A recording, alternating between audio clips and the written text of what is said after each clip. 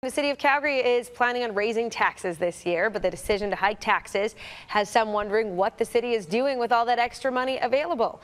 According to a report in the Calgary Sun, the city's reserve currently sits at $2 billion, while the Rainy Day Fund is holding $574 million.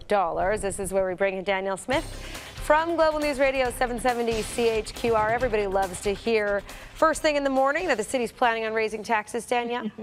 Well, this is the funny thing. I don't understand why Calgarians aren't more outraged about this. You've got Rick Bell writing about something that has been a problem at City Hall for literally decades. Every single time budget discussions come around, they plead poverty, saying, oh my goodness, if we don't raise taxes, we're going to have massive cuts in services. We're going to cut the snow plowing budget. We're not going to be able to remove dandelions from the park. And so everyone says, oh my goodness, well, we can't possibly have that.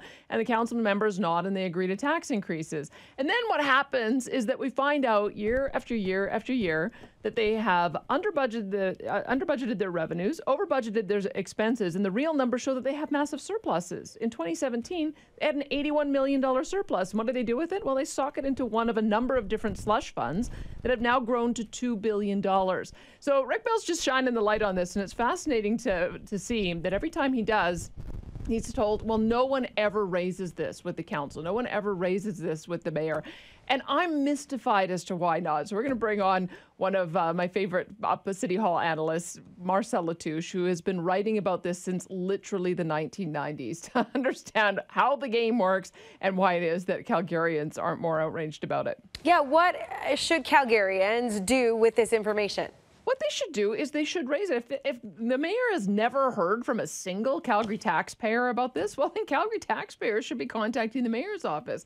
They should also be contacting their city councillors. I think Jeremy Farkas may be the only one who understands how this is rigged, and he's the one who's been banging his head against a wall, trying to say, hey, we don't need to raise your taxes next year.